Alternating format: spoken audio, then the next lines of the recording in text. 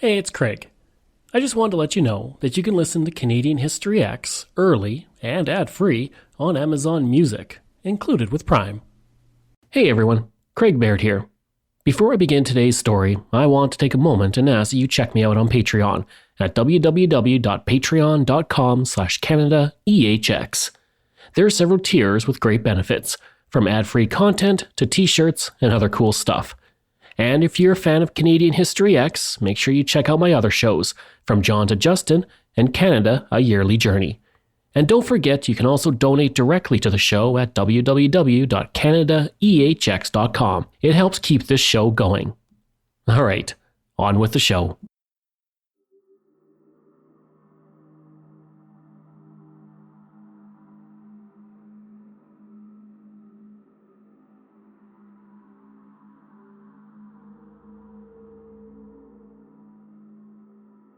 No era in United States history has captured the imagination of generations more than the Wild West. From movies to television to books, it's a well-documented part of pop culture and, by extension, heavily fictionalized. When you think of legendary figures from that era, you probably think of Wyatt Earp, Jesse James, or Billy the Kid. But there were a lot more black and Mexican cowboys than John Wayne movies will have you believe. And what if I told you that nothing compared to the story of a Canadian man born to an Indigenous mother and Scottish father who rose above adversity to become a legendary figure of the Canadian West? And without him, the early Northwest Mounted Police may have never survived to become the RCMP. I'm Craig Baird, this is Canadian History X, and today we're putting on our best cowboy hat and boots, hopping on a horse and riding off into the sunset to share the life and times of a man criminals feared because he hunted those who wronged him with the singular focus, commitment, and sheer will of John Wick. This is the story of Jerry Potts.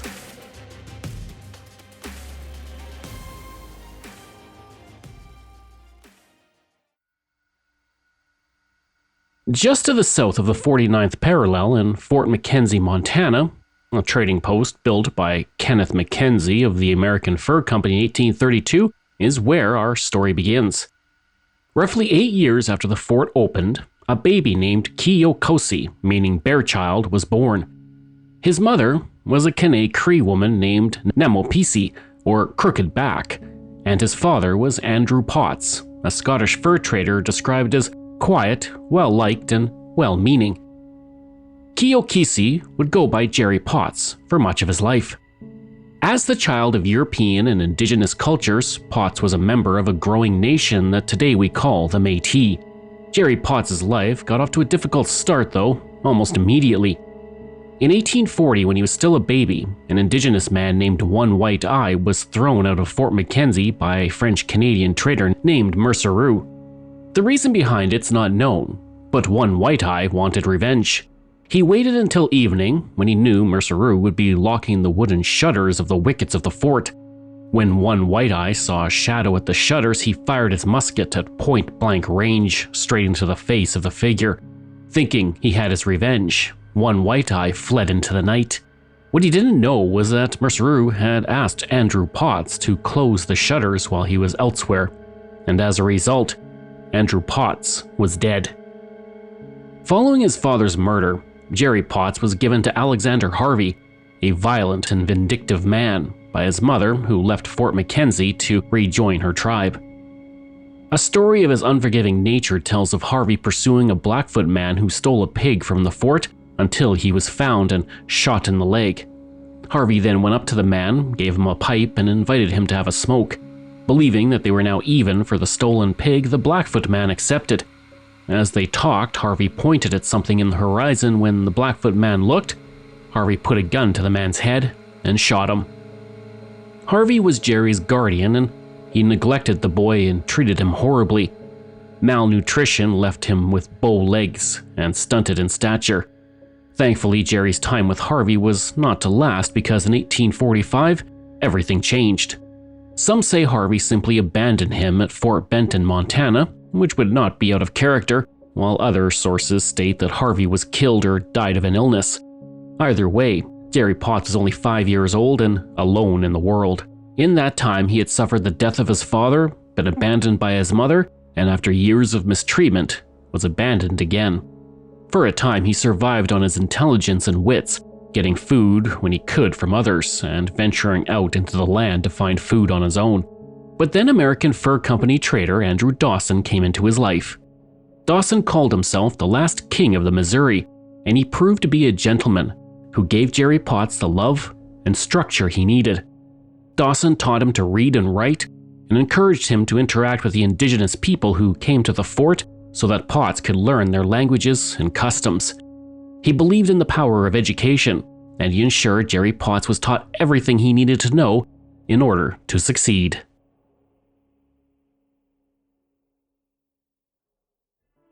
By the time Jerry was a teen, he was a skilled outdoorsman who loved being in the open prairie and away from the confines of the fort. Around this time, he traveled to the Belly River area near modern-day Lethbridge and joined his mother's people to learn more about his heritage. But he didn't forget about Dawson, and he often went back and forth between the two cultures.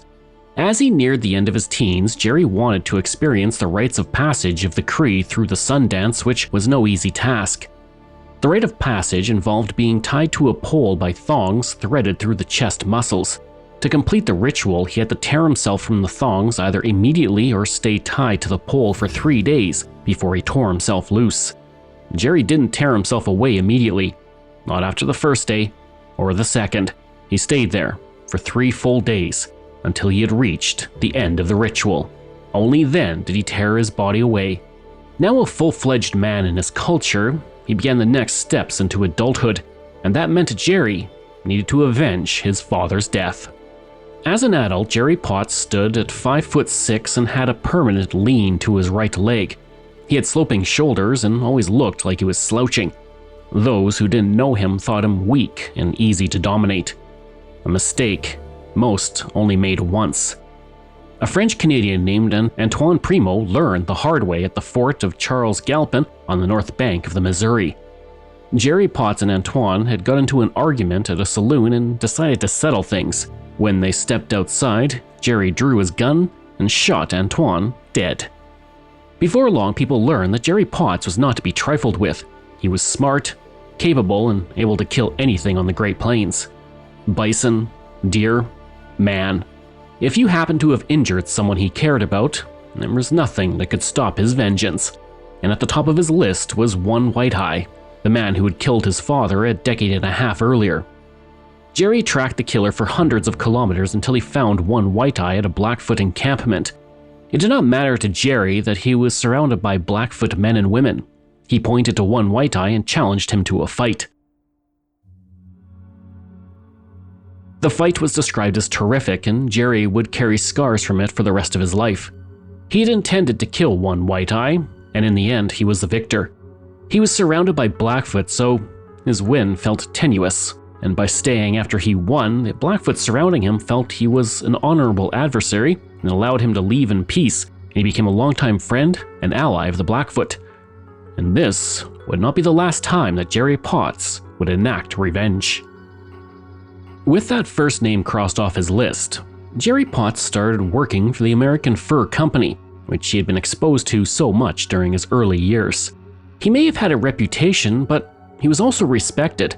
And while he could kill if he needed to, he often used his intelligence and patience to get a job done. Around 1865, a man named W.S. Stocking bought a gray horse at Fort Benton for $150 and took it to his ranch. Within days it was stolen, and he believed it was taken by the Piegan people. He asked around and was told to talk to Jerry Potts, who used his connections with the Piegan, and found out there was a man within the First Nation who claimed ownership of the horse. Jerry sent for the man who claimed he got the horse from another man in another tribe. Jerry didn't believe him, but he asked how much the man wanted for the horse. It was far more than the $150 W.S. Stocking originally paid. Jerry could have easily challenged the man and likely bested him in a fight, but instead he invited the man to stay with him and Stocking for the night. Once the man was asleep, Jerry got up, went over to the gray horse and took it by the reins. He then woke up Stocking, nodded at him, and handed the reins over. Then he walked into the night, like the badass he was. Stocking said, Jerry was about the most decent specimen that I have ever met with. Certainly a remarkable man, one with the sinews of a panther and the heart of a lion. In another incident, Jerry was guiding two prospectors through Montana when they were attacked by a band of Sioux. Jerry's party fled on horseback as fast as they could until they reached a deserted cabin where they barricaded themselves inside. Before the Sioux could attack or decide what to do, 8 shots rang out from a rifle in the cabin and 8 Sioux fell off their horses, dead. The Sioux thought all 3 men were firing, but it was just Jerry. The 2 other prospectors were in charge of loading the guns for him. The remaining Sioux retreated and held a council nearby. Jerry knew this meant they would return at night, likely to burn the cabin down to flush them out, and he wasn't going to let that happen. Under the cover of darkness, Jerry snuck out of the cabin, crawled on his stomach through the tall grass, and reached the Sioux camp from the rear. He then took 3 of the horses, went back to the cabin, and led the prospectors away into the night without the Sioux ever knowing.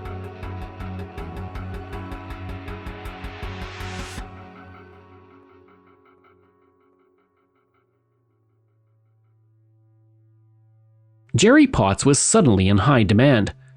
In 1869, Jerry began working as a hunter for whiskey traders, providing them with food at Fort Whoop-Up, located in present-day Lethbridge. It became the whiskey traders' base of operations in the Canadian West. Other items were traded, but whiskey was big business. It was illegally traded to the First Nations in exchange for furs and caused severe societal harm. One report states that over a 2-year period, 12,000 gallons of whiskey had netted 24,000 robes from the First Nations, worth $50,000. That whiskey then caused at least 112 deaths during that time. And to call what they traded whiskey was a bit of a stretch. A typical mixture contained 1 quart of actual whiskey that had been watered down, a pound of chewing tobacco mixed in, a handful of red pepper, some Jamaican ginger, and a quart of blackstrap molasses or red ink. Jerry didn't seem to care much about what was happening. He enjoyed whiskey himself, and from his perspective, he was simply feeding the traders, not trading whiskey to the First Nations. His part in the whiskey trade didn't diminish Jerry's standing among the Indigenous peoples, specifically the Blackfoot. When the Cree and the Assiniboine tried to take over the Cypress Hills in present-day southern Alberta from the Blackfoot, Jerry joined the Blackfoot side. Near Fort Whoop-Up, the Battle of Belly River occurred on August 25, 1870, with approximately 800 warriors on each side. This was the same battle that Chief Piapot dreamt about and foresaw a Cree defeat. You can learn more about him in my episode about him from 2023. True to the dream, the Cree suffered a terrible defeat with 200 to 400 dead, while the Blackfoot only lost 40 men in the last major First Nations battle on Canadian soil. Jerry was at the forefront and nearly lost his life when a Cree warrior he was pursuing suddenly turned around and pointed his rifle at him and fired at nearly point-blank range. Jerry dove away and heard the whistle of the bullet go past his ear. The Cree warrior ran off and Jerry laid on the ground for a minute. He said later of the battle, "You could shoot with your eyes shut and kill a Cree." In 1873, Jerry's relationship with the whiskey traders ended abruptly as tragedy struck once again. His half-brother, No Chief, was shot and killed by a man who was drunk on whiskey named Good Young Man. When Jerry's mother, Crooked Back, heard of the death, she built a stretcher and attached it to a horse. As she arrived at the scene, she found Good Young Man still in a drunken rage attacking everyone in sight. She began to position her dead son on the stretcher to transport him for burial. At that moment, she was shot in the back and killed. When Jerry Potts heard of his mother and half-brother's death, he swore off working for the whiskey traders. Instead, he dusted off his guns and set out onto the prairie on a mission of vengeance. This time, his target was Good Young Man. It didn't take long for him to find Good Young Man, who knew what to expect because he fled on his horse to escape certain death as soon as Potts showed up. But like everyone in the Final Destination movies, once you're marked for death by the Grim Reaper, or in this case, Jerry Potts, there is no escaping that fate. Jerry was an expert marksman, and with 1 bullet from his rifle he shot Good Young Man in the head, killing him instantly as he fell off his horse. The young man who had escaped alongside the dead man likely thought that he was next, but Jerry was not an evil man. The young man had done nothing to him, so Jerry spared his life. With good young man now dead and his mother and half-brother avenged, Jerry declared war on his former employers, the whiskey traders.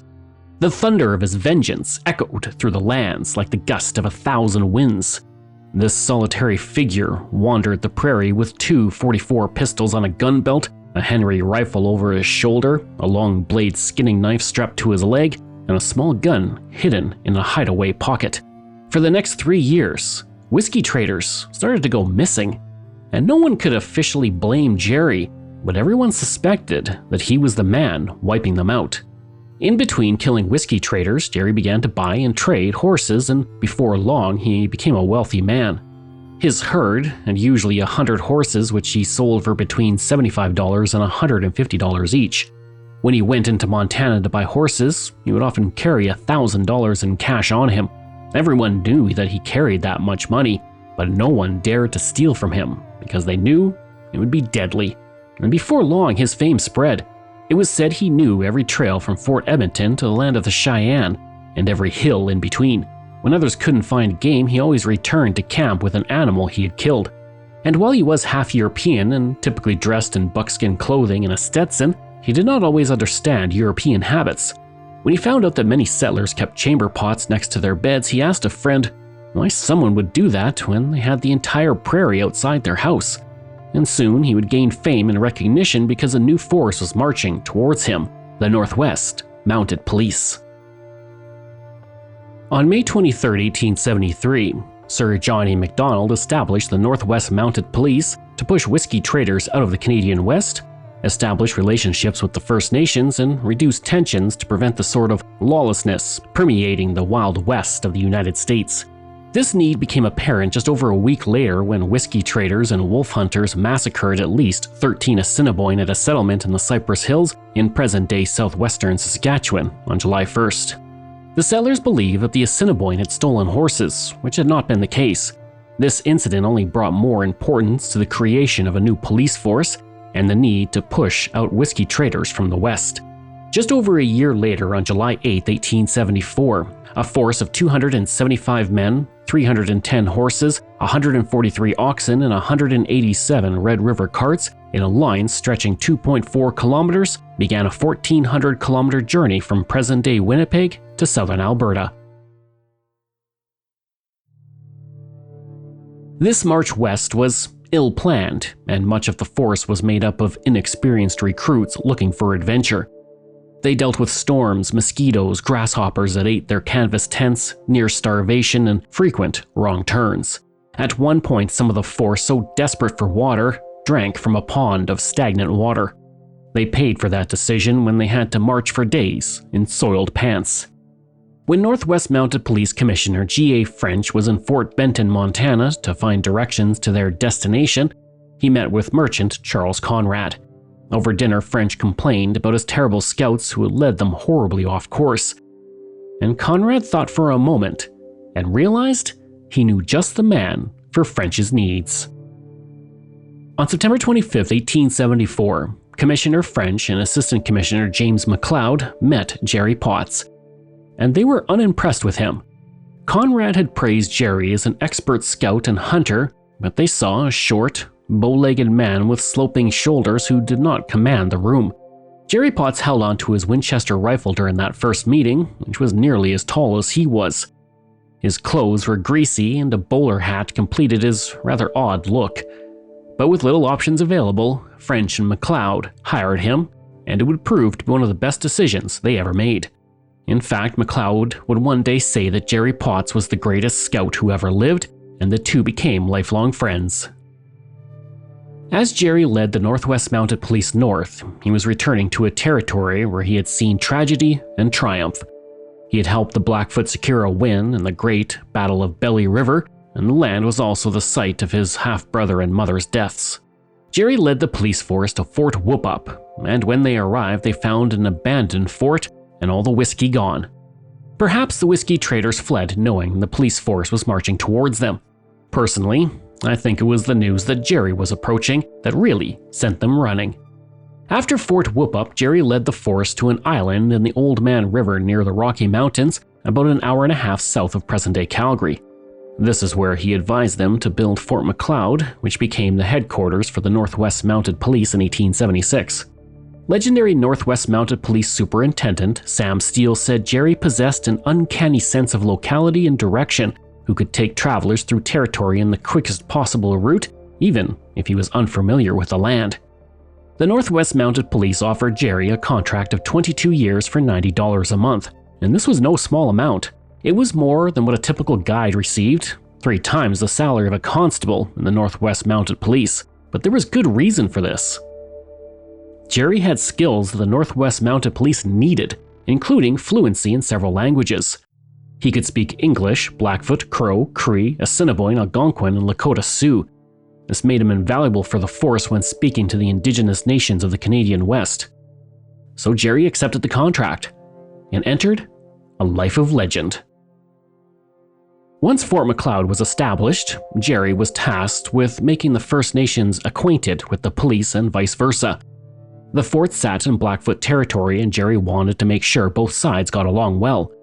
He was smart enough to know that friendly relations were integral to the success of the force. The first meeting between Chief Crowfoot and the Northwest Mounted Police commanders happened on December 1, 1874, as Jerry translated for Chief Crowfoot and Assistant Commissioner Macleod. The first exchange was a huge success, and only a few days later, Chief Crowfoot returned with Chiefs Red Crow of the Bloods and Bullhead of the Pagans to hold a grand council, a rare gesture to white settlers. Jerry made sure that Macleod and the other leaders in the police force knew of the honor being bestowed upon them and the need to respect all the parts of the ceremony, including prayer and smoking of the pipe.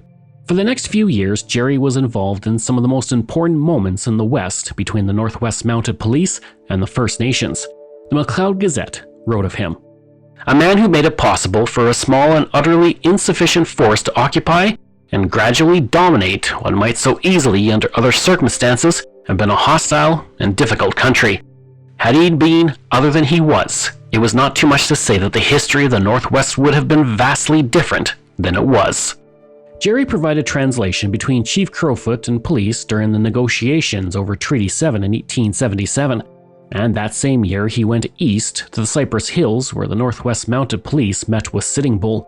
Chief Sitting Bull and his warriors had defeated the United States 7th Cavalry under General Custer at the Battle of Little Bighorn in June 1876. In response to this defeat, the Americans sent thousands of troops to Sitting Bull's territory, and as a result, the chief and his people moved across the border into Canada in May 1877 to find refuge and hopefully a reserve to live on. In autumn of that year, Jerry, Commissioner James Walsh, and a contingent from the Northwest Mounted Police met with Sitting Bull and were present when an American delegation crossed the border to negotiate for his return, and Sitting Bull rejected the terms. Sadly, the story of Sitting Bull does not have a happy ending. His people stayed in Canada for 4 years but were starved out by the government and forced to return to the United States. Sitting Bull was murdered on December 15, 1890, after he refused to comply with an arrest warrant issued by the United States government for allowing the ghost dance to happen on his reserve.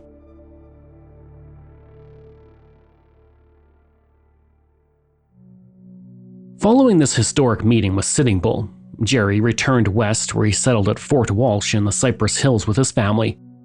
He scouted for the force and came to know every inch of land. One story tells of when Commissioner Macleod was looking for a pile of stones that had served as a landmark.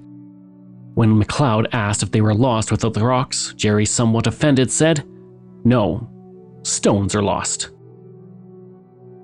Each year, Jerry traveled with Commissioner James Macleod to Blackfoot Crossing near present-day Calgary to distribute treaty funds to the Blackfoot as per the terms of Treaty 7. He also led patrols out of Fort Walsh through the year, usually taking Northwest Mounted Police officers to meet with First Nations in present-day Saskatchewan and Alberta. On these journeys, he saw the Indigenous peoples starving, following the disappearance of the bison from the prairies. Using his growing friendship with Commissioner Macleod, he convinced him to buy 1,000 head of cattle to keep the Indigenous peoples fed for years. Macleod agreed and sent a letter to Ottawa to make it happen. On November 17, 1879, Constable Marmaduke Greyburn was sent out to retrieve an axe and picket rope that was left behind accidentally near Fort Walsh. When he didn't return, Jerry Potts was called to help find the missing constable. A recent snowfall had made tracking difficult, but Jerry was undeterred. Where everyone saw nothing, he saw a track hidden by the snow. Soon enough, he found some blood and then down a ravine the pillbox hat of the recruit. It wasn't long before he found Constable Marmaduke Grayburn's body with a bullet hole in the back of the head. Grayburn's horse had also been tied to a tree and shot. Looking at the scene, Jerry reconstructed what happened. Grayburn had encountered two men who rode up beside him. One slowed down, got behind the Mountie and shot him in the head. They then pulled his body off the horse and threw it into a ravine and then killed the horse. It took Jerry over a year to find a pagan man named Starchild who had killed Grayburn. And when he found him, he didn't kill him. Instead, he informed Commissioner McLeod of the man's location and went with the Northwest Mounted Police to arrest him. Starchild didn't go quietly, but soon enough he was in handcuffs, and Jerry was able to convince the chief to let the Mounties leave with Starchild so he could face justice. In the end, Starchild was found not guilty and let go, but it was not long before he was arrested for stealing horses. In prison, Starchild learned English and after his release became a scout for, of all things, the Northwest Mounted Police. But that wasn't meant to last. Starchild ran off with another man's wife, contracted tuberculosis, and died at the age of 29.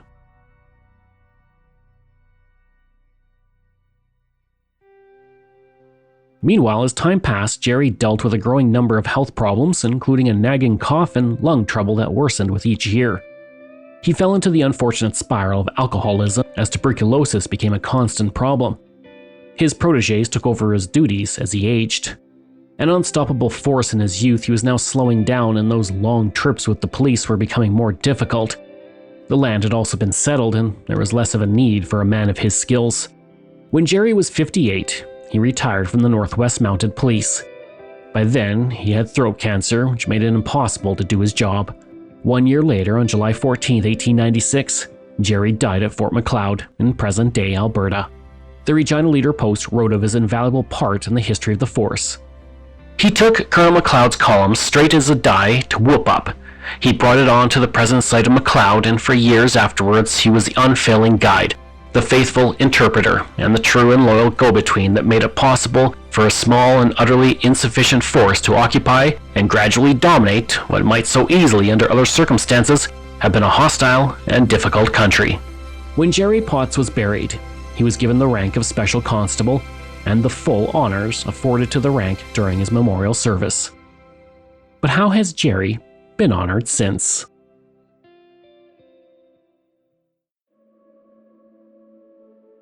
In Lethbridge, Alberta, and in Fort Macleod, boulevards have been named in his honor.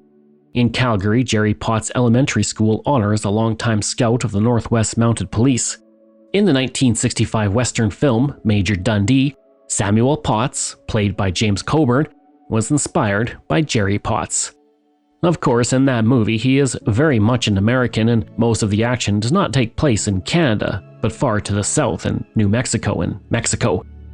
And on September 8, 1992, Canada Post issued a stamp to honor Jerry Potts. I hope you enjoyed that episode and our look at the guide Jerry Potts.